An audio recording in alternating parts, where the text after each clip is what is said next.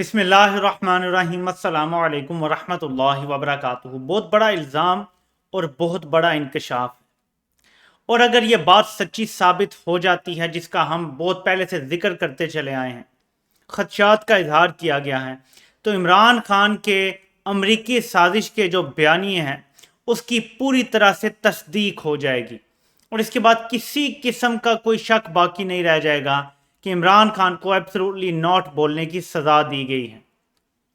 ناظرین، یہ خبر ملاحظہ کریں،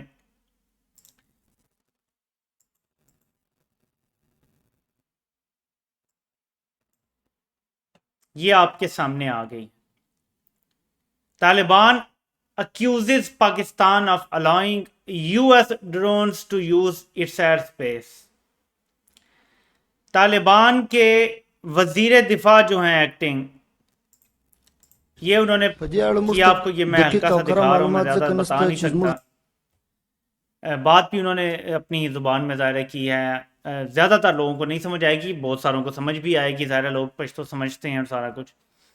انہوں نے کہا ہے کہ امریکہ جاتے جاتے ہمارا ریڈار سسٹم اور بہت کچھ تباہ کر کے چلا گیا تھا، لیکن ہمارے پاس جو انٹیلیجنس ذرائع ہیں انہوں نے بتایا ہے کہ جو افغانستان کی سرزمین پہ ڈرون حملے ہو رہے ہیں وہ پاکستان کی فضائی حدود کا استعمال کر کے ہو رہے ہیں۔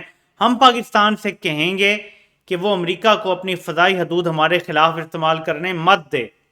یہ ملا عمر کے بیٹے ہیں، ان کا دیکھیں بات کون کر رہا ہے، یہ بڑی اہمیت، ان کی عزت کتنی ہے، ان کا مقام کیا ہے اس ساری موومنٹ میں۔ ہم ان کے ساتھ اختلاف کر سکتے ہیں، ہم ان کے ساتھ ڈس ایگری بہت ساری باتوں پہ بھی کر سکتے ہیں، لیکن ہم نے ان کے نقطہ نظر سے دیکھنا ہے کہ ان کی طرف سے کس بندے نے یہ بات کی۔ ملا محمد یعقوب جو ملا عمر کے بیٹے ہیں، انہوں نے یہ بات کی، جو ایکٹنگ وزیر دفاع ہیں۔ اب وزیر دفاع یہ بات کر رہا ہے اور کہہ رہا ہے ہماری انٹیلیجنس نے بتایا ہے، ہمارے ملک میں کہا گیا، ہمارے اداروں نے بتایا کہ ہماری زمین استعمال نہیں ہو رہی، اور ہم نے ظاہر یقین کیا اور یقین کرنا بنتا ہے، کیونکہ اب تک زمین کے استعمال کرنے کی کسی قسم کی کوئی نہ خبر آئی ہے نہ کوئی کسی طرف سے الزام آیا۔ جو الزام مسلسل آ رہا ہے وہ آ رہا ہے فضائی حدود کے استعمال کرنے کا۔ اب یہ بڑا خطرناک الزام ہے جو افغانستان کی طرف سے آیا ہے، اس کی وجہ میں بتاتا ہوں۔ افغانستان میں اب بھی دہشت گرد تنظیمیں ایکٹیو ہیں، دہشت گرد تنظیموں سے یہ مذاکرات کرتے ہیں، کبھی انہیں واپس لا کے سوات میں بسانے کی کوشش کرتے ہیں، کبھی عجیب و غریب قسم کی کہانیاں چل رہی ہیں۔ لیکن ایسی بھی تنظیمیں ہیں جو ایک چھتری کے نیچے نہیں ہیں، لیکن ان کی ریکروٹمنٹ تھوڑی کم ہو گئی ہے، کیونکہ افغانستان میں طالبان واپس آ گئے تو امریکی جنگ کے خلاف جو ریکروٹمنٹ تھی اور ادھر پاکستان کے خلاف جو تھا، انہیں بہانہ نہیں مل رہا، اور ریکروٹمنٹ کے لیے آپ کو جو سو کالڈ یہ جو کرتے ہیں نا اللہ کے راستے میں، اور یہ جھوٹ لوگوں کا جو برین واش کرتے ہیں، ان کے لیے ان کو ایک بیانیہ چاہیے ہوتا ہے، اور بیانیہ یہ ہے کہ فلاں ملک کافروں کی مدد کر رہا ہے۔ اب اگر پاکستان کی فضائی حدود استعمال ہو رہی ہے، اس کا سب سے بڑا خدشہ اور نقصان جس کا عمران خان اظہار کرتے ہیں وہ ہے کہ ہمیں کولیبریٹر سمجھا جاتا ہے پھر، اور جب ہمیں یہ کولیبریٹر سمجھ لیتے ہیں تو پھر یہ ہمارے خلاف ڈکلیئر کر دیتے ہیں کہ جہاد جائز، ان کو مارنا جائز ہے، کیونکہ یہ ان کے سہولت کار ہیں۔ تو سہولت کاروں پر بھی وہی لاگو ہوگا جو ہمارے اصل دشمنوں پر لاگو ہوتا ہے۔ اب اس لیے ہماری حکومت کی طرف سے یا اداروں کی طرف سے جو بہتر سمجھتا ہے، بالکل کلیئر نہ صرف اس کی تردید کریں جو کہ شاید آ بھی جائے گی، بلکہ ہم یہ چاہتے ہیں کہ ہمارے انٹیلیجنس اداروں کے پاس رپورٹس ہوتی ہیں، وہ ڈرون کا جو پاتھ ہے نا، ایئر پاتھ، وہ ہمیں بتا دیں۔ دیکھیں جب انڈیا سے براموس میزائل لانچ ہوا تھا، مارچ میں ہوا تھا یا اپریل میں ہوا تھا کچھ ایسے، جس طرح رجیم چینج سازش چل رہی تھی، کیونکہ پاکستان میں سب بزی تھے تو براموس میزائل آ کے گر گیا، تو گرنے کے بعد ہمیں پتا چلا کہ کیا چل رہا ہے، لیکن چلیں اس کو سائیڈ پہ رکھتے ہیں۔ لیکن اتنا تھا کہ ہمارے اداروں کو پتا تھا، حکومت نے کوئی رسپونڈ کیا نہیں کیا یا جو بھی ہوا جیسے بھی ہوا، لیکن اداروں کو پتا تھا، اور انہوں نے پورا ہمیں پروجیکٹ کر کے بتایا کہ کہاں سے وہ اڑا، کون سا اس نے پاتھ لیا، کتنی دیر وہ فضا میں رہا اور کہاں آ کے گرا۔ ہمیں یہ نہیں پتا تھا کہ اس میں وار ہیڈ لگا ہوا ہے یا نہیں، لیکن یہ پتا تھا اس کا پاتھ کیا ہے۔ پاکستانی عوام کو تسلی دینے کے لیے اور اس سے زیادہ پاکستان کو دہشت گردی کی ایک اور ویو سے بچانے کے لیے یہ کلیئر کٹ ثبوت دینا ضروری ہے کہ امریکی ڈرون نے یہ پاتھ استعمال کیا تھا اور وہ یہاں سے آ کے اس نے بمباری کی تھی، ہمارا اس سے کوئی لینا دینا نہیں۔ اگر پورا پاتھ نہیں دکھا سکتے تو اگر کسی عرب ملک سے اڑ کے گیا ہے تو وہاں سے دکھا دیں کہ وہ کس اینگل سے اڑ کے سمندر کی آخری حد تک کہاں گیا ہے، وہاں تک دکھا دیں۔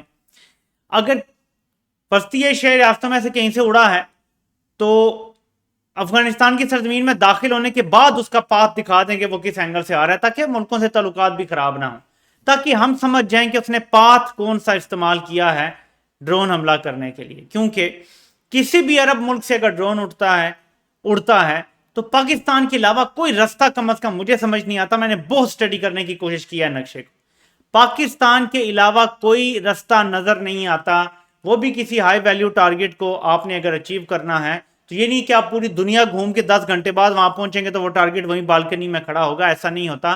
شارٹیسٹ پاسبل ڈسٹنس کی ضرورت ہوتی ہے۔ ڈرون ہو سکتا ہے کچھ کی کیپیسٹی 8 گھنٹے 10-12 گھنٹے بھی ہے، 15 گھنٹے بھی شاید فضا میں رہنے کی ہے، لیکن اس کو ایک ٹارگٹ تک پہنچنا ہوتا ہے جب اسے خبر ملتی ہے، اور وہ اسے جلدی سے جلدی پہنچنا ہوتا ہے۔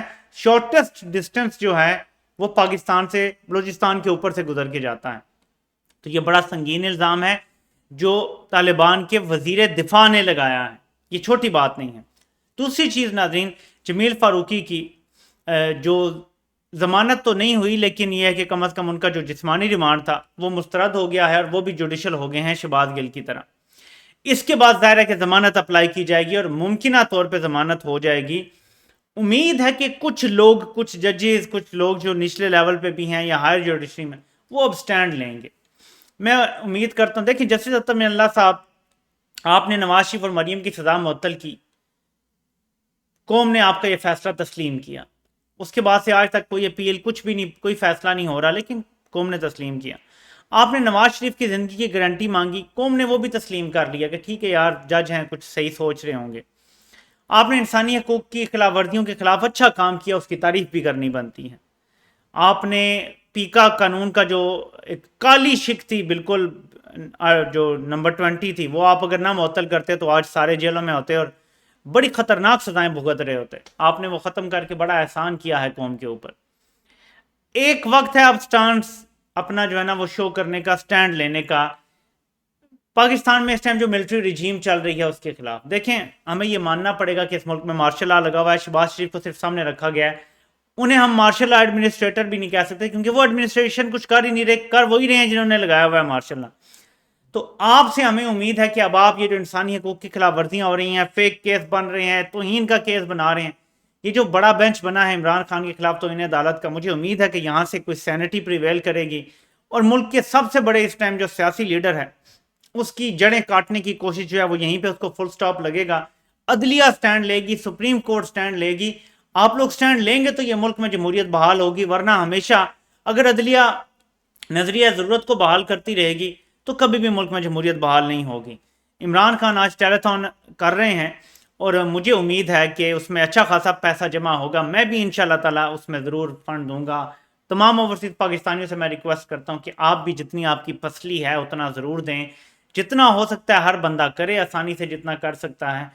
اس ٹائم ملک کو ضرورت ہے، ایک نیشن بننے کی ضرورت ہے۔ مجبوری ہماری یہ ہے کہ چور چکے ہم پہ مسلط ہو گئے ہیں، جو اب بھی ان حالات میں بھی سیاست کر رہے ہیں، فوٹو سیشن کر رہے ہیں، اور ان کو پاکستانی عوام کی کوئی پرواہ نہیں ہے۔ میں آپ کو بتا رہا ہوں when all is said and done، یہ سارا کچھ ہو جائے گا، سیلاب میں بحالی بھی انشاءاللہ تعالیٰ شروع ہو جائے گی لوگوں کی، یہ لوگ عوام میں نکلنے کے قابل نہیں رہیں گے۔ یہ جو سیلاب زدگان ہے یہ ان سے بدلہ لیں گے، الیکشن میں بدلہ لیں گے، یہ چاہتے ہیں، اور انہیں شکست کیونکہ نظر آ رہی ہے کہ بدلہ لوگوں نے تو ہم سے لینا ہے، تو ہم اکیلے ہی دوڑیں ریس میں۔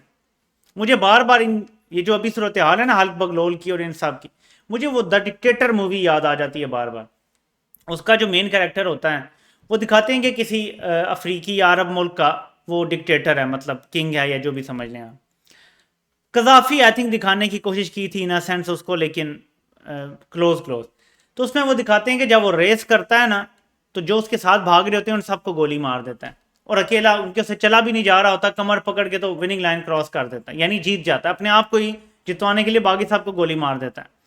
اس ٹائم ملک کی صورتحال، وہ تو ایک کامیڈی مووی تھی نا، ملک کی صورتحال ایکچولی یہی بنی ہوئی ہے۔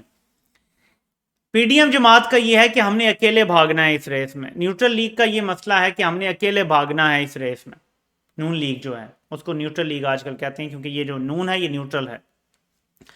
تو ان کا یہ سوچ ہے نظریہ ہے کہ ہم اکیلے بھاگیں گے تو جیتیں گے. عمران خان بھاگا ریس میں تو ہم اسے پہنچ بھی نہیں سکیں گے. یہ ایسی ہے کہ آپ یوسین بولٹ کا مقابلہ کر دیں کسی ایسے بندے سے جس نے زندگی میں کبھی دوڑ نہ لگائی ہو, تو کیا رزلٹ نکلے گا. اس ٹائم یہی رزلٹ ہے. اتنا ہی ڈفرنس ہے ان کے اور عمران خان کے درمیان.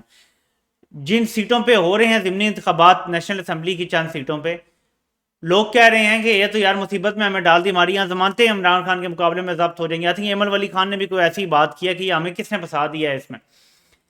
تو ملک کی صورتحال میں اس ٹائم عدلیہ کو کردار ادا کرنا ہے. اگر یہ ملکی سطح کے لیڈر کو دبانا چاہتے ہیں, گرانا چاہتے ہیں صرف اس لیے کہ امریکہ کی مدد ہم کریں گے تو ڈالر آ جائیں گے. دیکھیں نا اس ٹائم کیا اسٹریٹجی ہے. مشرف نے کیوں فیصلہ کیا تھا امریکہ کی جنگ میں جانے کا, سوچیں ذرا, غور کریں.